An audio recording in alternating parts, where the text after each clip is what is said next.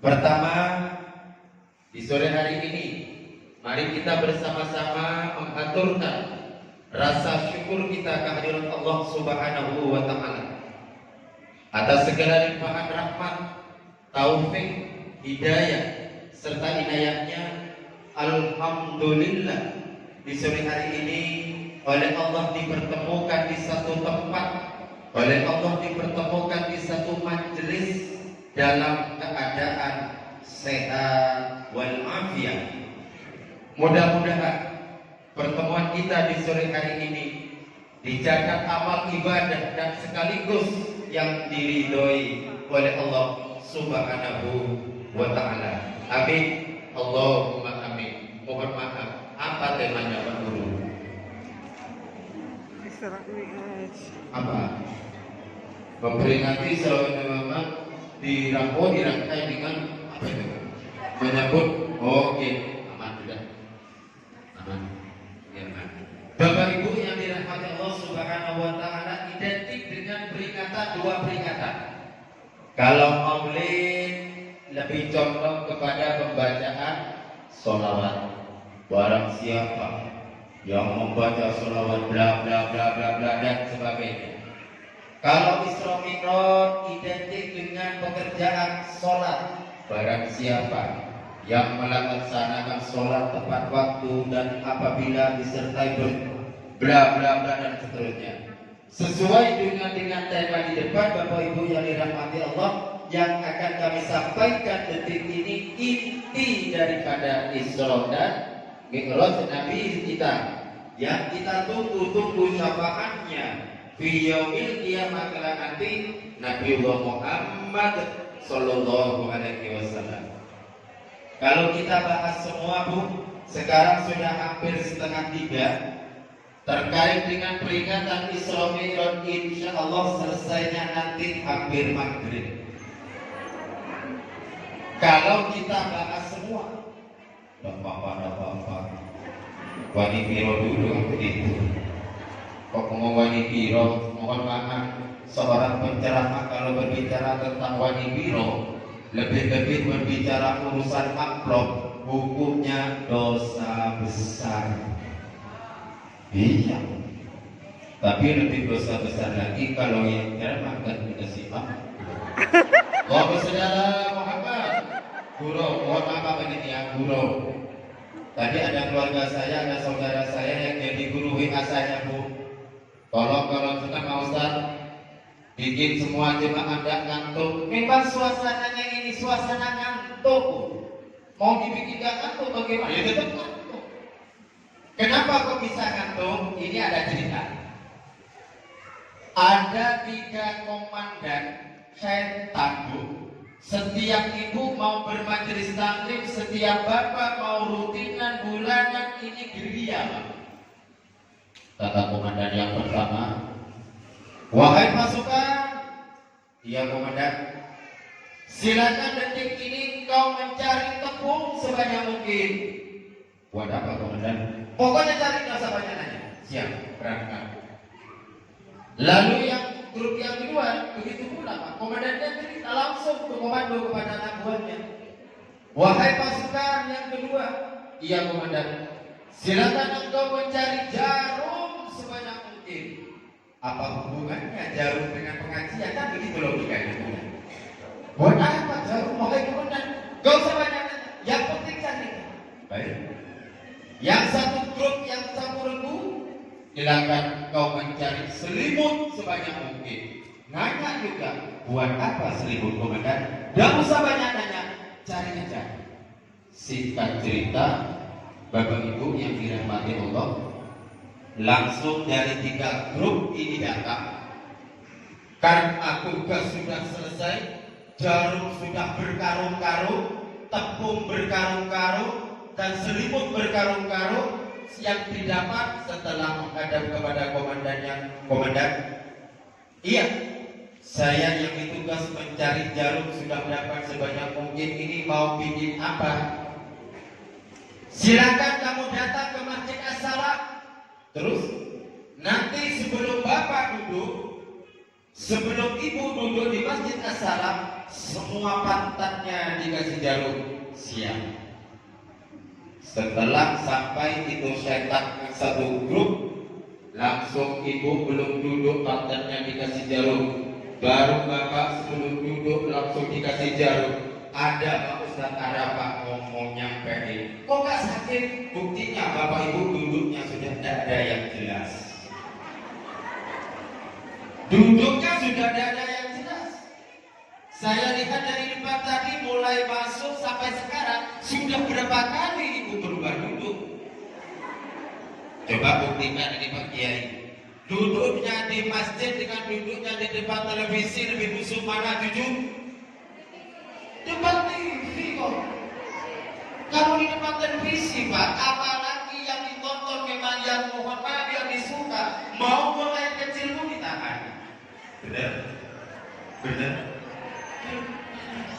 Sponsor datang, buru-buru ke kamar mandi, selesai berangkat tadi, bener. Tapi kalau duduk di tempat ini, karena kurang ajarnya setan Pak. Sebelum duduk semua pantat dikasih jarum. Tapi kasih Ustaz, iya kan sakit, tapi duduknya mana ada yang tenang semuanya.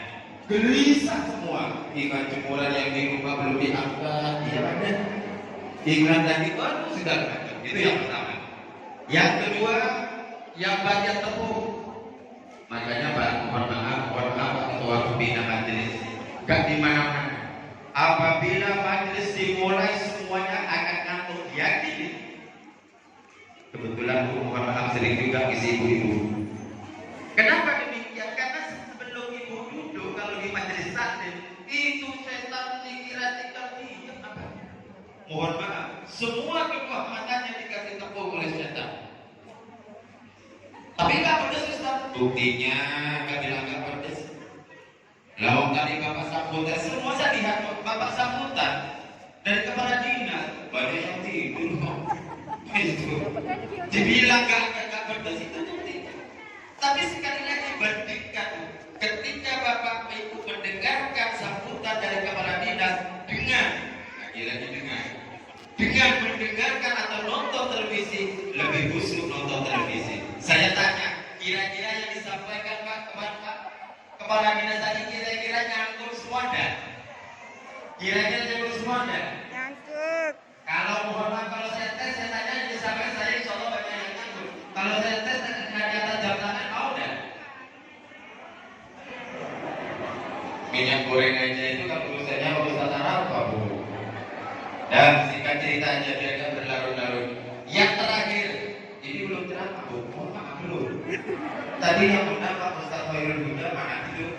Pak Ustaz kalau ceramah gak usah lama-lama karena guru capek. Iya ada apa? Itu yang saya suka. Kira-kira berapa jam Ustaz? Cukup 5 jam saja. Gimana kalau 5 jam kira-kira? Sanggup? 5 jam sanggup? 5 jam sanggup? Sholli wa sallim daiman ala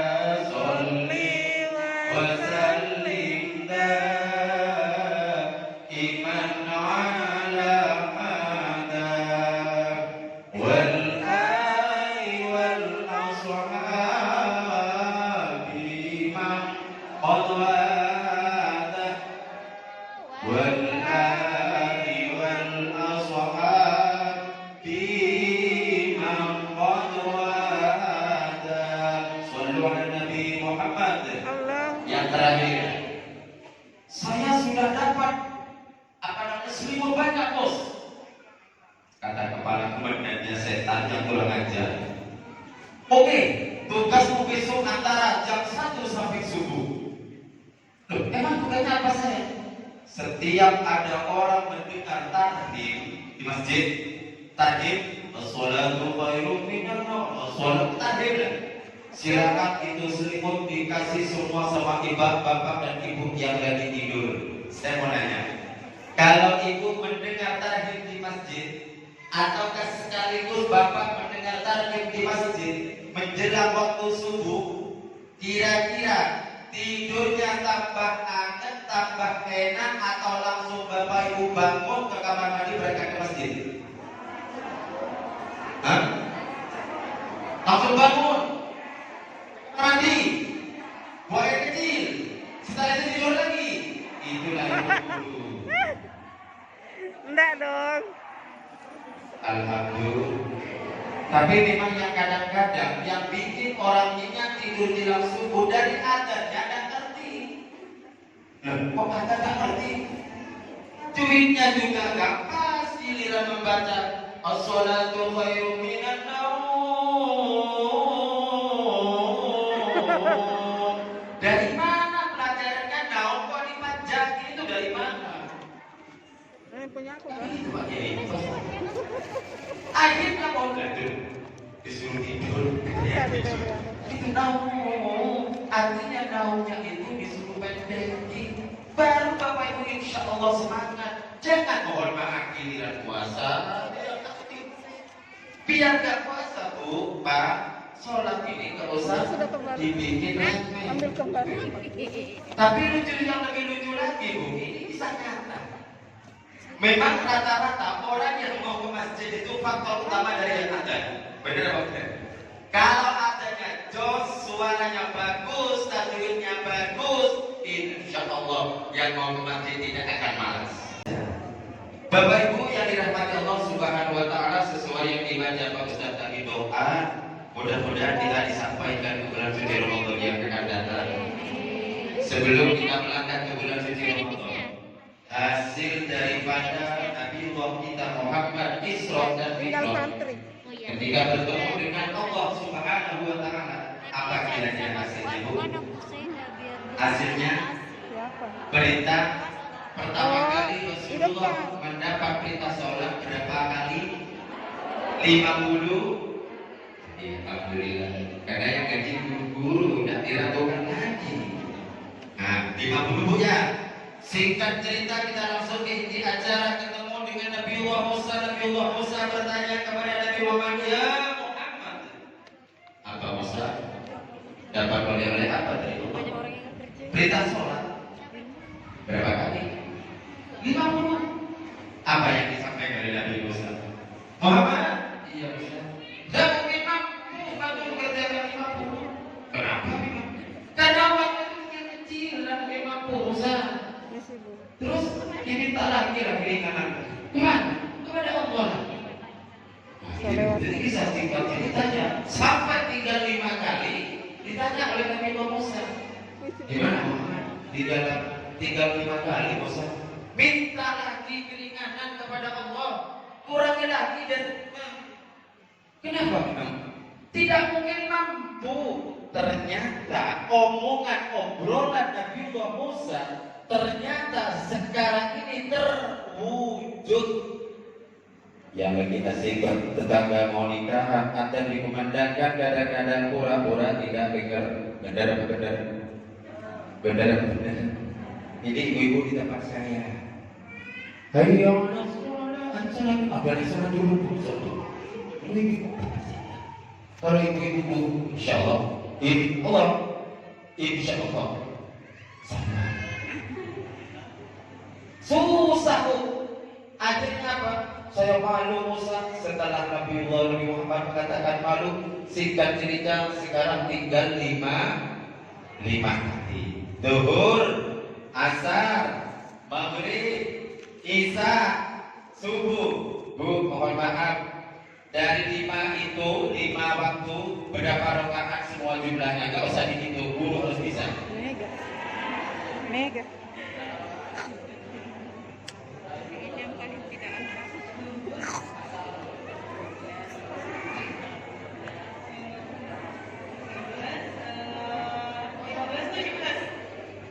Dihitung dulu. 17.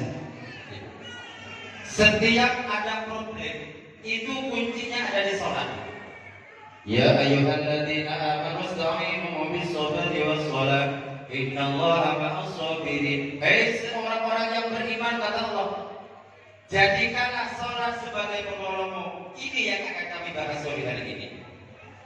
Jadikanlah sholat sebagai penolongmu. Setiap ibu mau melaksanakan sholat, biar nanti sholat tarawihnya mohon maaf tidak sia-sia. Ia mulai tidak sia-sia, baru tahajudnya tidak sia-sia. Lalu setelah itu khatimul Qur'annya tidak sia-sia. Kuncinya ada di dua amalan. Yang pertama, sempurnakan wudhu kita. Yang kedua, jaga pakaian kita. Dua ini kunci setiap orang mau sholat. Bagaimana sholat kita mau direspon oleh Allah jika wudhunya saja tidak sempurna? Benar?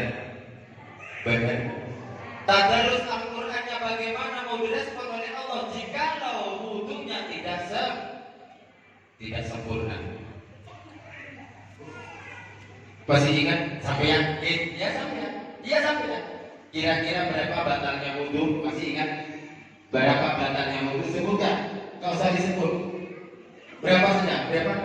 Buka dulu. Berapa bu batalnya wudhu? Masih ingat? Diam. Wudhu ketika itu pakai keran, rata-rata cuma di sini. Lalu bagaimana cara sempurnanya? Jadi Allah menciptakan, mohon maaf, telinga bapak, telinga ibu rata-rata sama. Ada lego-legonya ini disuruh basuhi juga bapak air. Artinya ada air, kita masukkan ke dalam, naikin lagi ke atas, baru diikuti dengan ibu jari. Fikih ajarkan semacam itu. Insya Allah. Biarpun di majelis taklim kami tidak baca kitab terlalu tinggi, yang penting amalan hari-hari. Benar. Dan setelah wudhu kita sempurna, biar sholat tarawih kita nanti direspon, mulainya juga respon. Langkah yang kedua, pakaian yang akan dipakai sholat minimal harus sesuai dengan ayat suci Al-Quran. Apa ayat suci Al-Quran? Al-Quran mengatakan ibu bapak dikatakan berbahagia di hadapan Allah apabila memenuhi 4 syaratnya. Berapa bu? 4 syaratnya. Kalau dari 4 ini pak tidak terpenuhi, kata Al-Quran statusnya di dunia berbahagia tapi di hadapan Allah telanjang. Kalau tidak memenuhi 4 syarat ini, maka hati-hati juga. Nanti bapak ibu sebentar lagi tarawih, dan insya Allah malam Jumat mau Saban. Biar kita tidak sia-sia, pertama wudhunya sempurnakan, yang kedua pakaiannya juga harus kita sempurnakan. Al-Quran mengatakan, yang pertama, manusia dikatakan berpakaian apabila menutup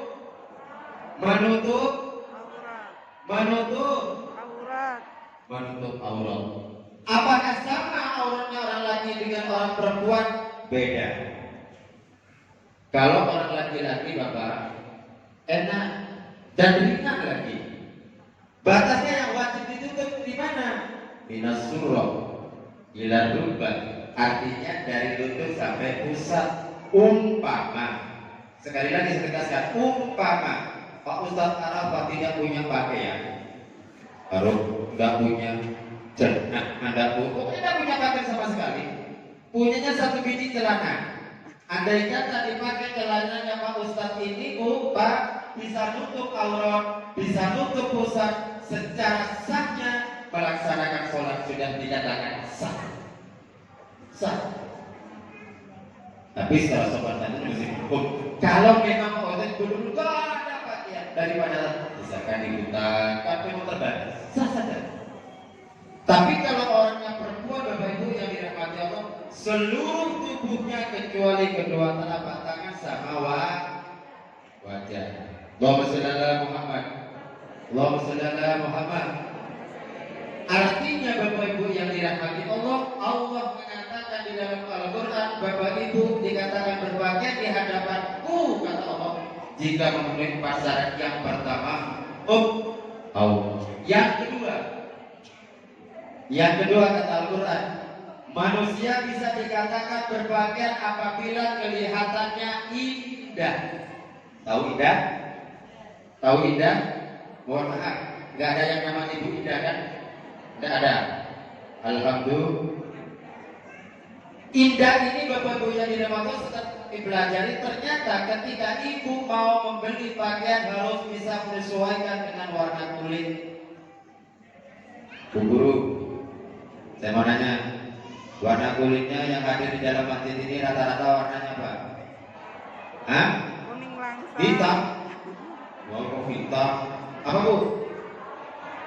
Hah? Sawo mateng. Sawo? Mateng. Sawo matang. Kalau saya nggak repotan, coklat itu aja sudah. Ayo yang tak terima maju ke sini. Masa tidak apa-apa, yang penting kelihatannya indah.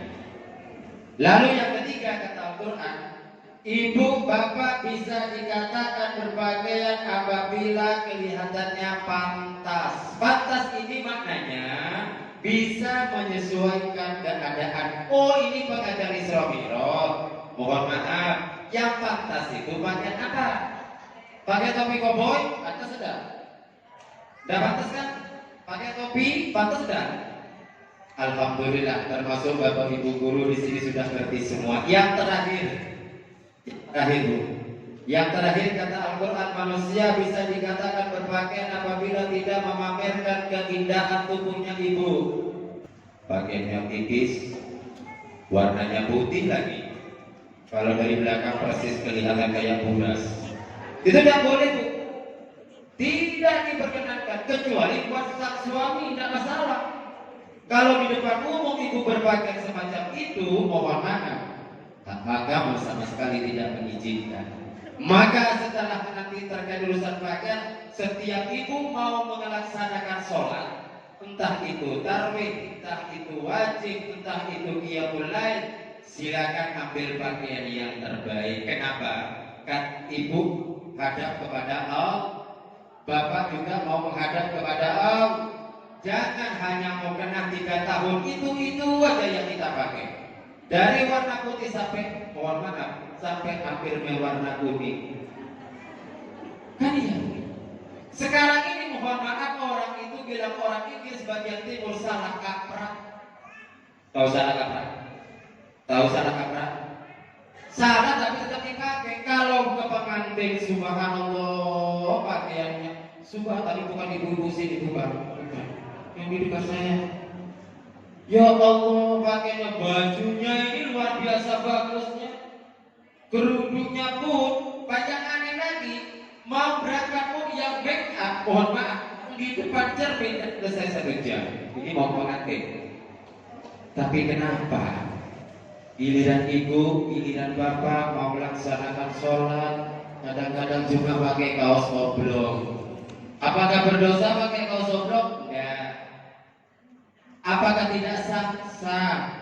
Cuma sopan santun kita kepada Allah sama sekali nilainya 0. Nilainya sudah pakai kaos oblong lagi, di belakang ada tulisannya Ajinomoto. Kadang-kadang itu lagi, mohon maaf, ada tulisannya juga, lanjutkan dan tuntaskan. Apakah sah? Sah. Apakah berdosa? Enggak dosa. Saya nggak mengatakan dosa. Silakan mau pakai kaos oblong, mau pendek, silakan. Tapi secara sopan santun kita kepada Allah nilainya 0. Kalau ada undangan dari Pak UPTD, mohon maaf, pakaian kita bagus apa jelek yang kita pakai. Tapi giliran dipanggil oleh Allah, undangan dari Allah, hayya 'alas shalah, kadang-kadang itu nanti Pak, pasang sarung aja kadang-kadang nggak jelas, yang kanan agak naik, yang bawah akan ada perubahan. Ingat, sebentar lagi kita memasuki bulan suci Ramadan.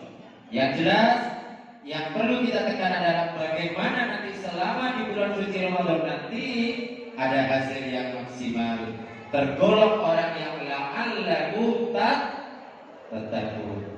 Bapak Ibu yang dirahmati Allah Subhanahu wa taala, yang terakhir, alhamdulillah di sore hari ini Majelis Taklim Al-Hidayah Pak ya? Al-Hidayah mengadakan suatu peringatan Isra dan Mi'raj. Paling tidak rutinan kita, mohon maaf, paling tidak rutinan kita setelah ada pengajian ini lebih semangat lagi, lebih kencang lagi, terutama yaitu bulanannya. Kenapa?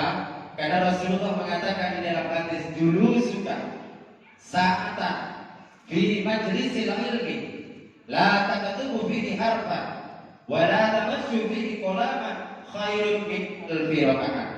Duduknya di majelis itu Bu, Pak, sebentar aja. Itu oleh Allah diberi pahala yang pertama lebih afdal, lebih utama dari melaksanakan sholat sunnah 1000 rakaat.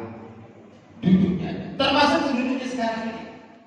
Duduknya ibu-ibu, bapak-bapak, oleh Allah diberi pahala yang pertama lebih utama dari melaksanakan sholat sunnah 1000. Ada tidak di dalam masjid yang pernah melaksanakan sholat sunnah 1000 rakaat? Hadiahnya jam tangan, angkat tangan. Ada tidak? Bapak-bapak, ada yang pernah melaksanakan sholat sunnah 1000 rakaat? Hadiahnya jam tangan, ada? Tidak ada. Lo yang ngomong aja tidak pernah kok. Iya ya Allah. Apakah yang duduk di masjid As-Salam pernah lihat surga saya? Kok ingin langsung masuk surga? Bingung mereka. Bingung. Ya mudah ya Allah bahasa singkatnya. Memang rata-rata yang hadir apabila meninggal dunia kepinginnya langsung masuk surga ya. Lalu apalagi yang diinginkan kata Allah? Yang kedua ya Allah, kalau meninggal dunia yang hadir di majelis taklim As-Salam atau di masjid As-Salam, kalau meninggal dunia tidak kepingin masuk neraka-Mu ya Allah. Benar tak benar? Ada yang meninggal dunia nanti kepingin masuk neraka? Ada? Ada kompak? Ada yang kepingin masuk neraka kalau meninggal dunia? Ada? Kompak ada apa enggak ada? Sudah dilaksanakan semua perintah Allah? Nah, lalu kadang-kadang ayat sholatnya pura-pura pikir, iya pada, iya pada. Itu panggilan siapa? Pak Bupati atau panggilan Allah? Panggilan Allah. Maka setelah pengajian ini, terutama urusan sholat, mari kita lebih semangat lagi. Mohon maaf Pak Kepala Sekolah semua, izinkan dewan gurunya apabila ada dikumandangkan semua aktivitas stop. Begitu. Contoh kecil yang pernah ke tanah suci, tanahnya gersang, tanahnya luar biasa panas, tapi kenapa kok rata-rata udah tanah suci? Di Jawa ada satu bukti juga. Ternyata kunci utama apabila setiap ada dikumandangkan dia langsung bergegas menjalankan perintah Allah melaksanakan sholat. Tapi berarti di dalam sholat. Lalu yang terakhir yang disampaikan oleh malaikat, sudah malaikat dan Allah. Orang yang datang ke masjid As-Salam dalam rangka Isra Mi'raj, enggak bapak, enggak ibu, enggak adik, apabila meninggal dunia jaminannya adalah surgaku kata Allah. Allahumma.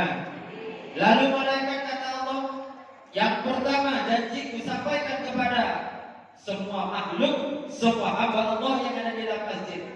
Kalau mau hadir di pengajian pertama, rizkinya akan aku bikin murah malaikat. Allahumma. Ini pun janjinya Allah. Pokoknya itu mau aktif ke pengajian rutinan bulanan, mau yasinan, mau apa, itu janjinya Allah. Yang pertama mau digampangkan urusan rizkinya. Yang kedua kata Allah, semua dosanya akan aku hapus total. Allahumma amin. Allahumma. Mudah-mudahan Bapak Ibu yang dirahmati dan sekaligus insyaallah yang dimuliakan oleh Allah Subhanahu wa taala, pengajian pada sore hari ini ada berkah, ada manfaat di dunia, lebih-lebih berkah dan manfaat di akhirat. Allahumma amin. Inti daripada isi sholat di sore hari ini, karena sudah mendekati di bulan suci Ramadan, mari kita sama-sama satu membenahi wudhu kita. Satu. Yang kedua, ingat pakaian yang kiranya gak layak di hadapan Allah, bagaimana diistirahatkan dulu. Itu aja kuncinya. Dan laksanakan sholat tepat pada waktunya. Mudah-mudahan ada manfaat di dunia. Sekali lagi, lebih-lebih di akhirat nanti. Hadanallahu wa iyyakum. Assalamualaikum warahmatullahi wabarakatuh.